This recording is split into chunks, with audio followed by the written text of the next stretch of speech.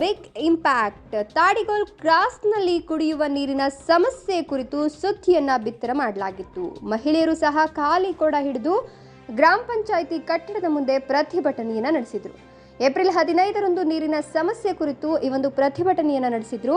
ಕೋಲಾರ ಜಿಲ್ಲೆಯ ಶ್ರೀನಿವಾಸಪುರ ತಾಲೂಕಿನ ತಾಡಿಗೋಲ್ ಕ್ರಾಸ್ನಲ್ಲಿ ಕುಡಿಯುವ ನೀರಿನ ಸಮಸ್ಯೆ ಕುರಿತು ಸುದ್ದಿಯನ್ನ ಬಿತ್ತರ ಮಾಡಲಾಗಿತ್ತು. ಹಲವು ಬಾರಿ ಗ್ರಾಮ ಪಂಚಾಯಿತಿ ಅಧಿಕಾರಿಗಳಿಗೆ ಮನವಿ ಮಾಡಿದ್ರು, ಸಮಸ್ಯೆ ಬಗೆಹರಿಸಲಿಲ್ಲ ಅಂತ ಸ್ಥಳೀಯರು ಆರೋಪವನ್ನ ಮಾಡ್ತಾ ಇದ್ರು. ಹೀಗಾಗಿ ಸುದ್ದಿ ಬಿತ್ತಿರುವಾದ ಮೇಲೆ ಎಚ್ಚೆತ್ತುಕೊಂಡಂತಹ ಅಧಿಕಾರಿಗಳು ಗ್ರಾಮ ಪಂಚಾಯಿತಿ ಪಿಡಿಒ ಚಲಪತಿ ಅವರನ್ನ ಅಮಾನತು ಮಾಡಿ ಸಿಇಒ ಆದೇಶ ಹೊರಡಿಸಿದ್ದಾರೆ.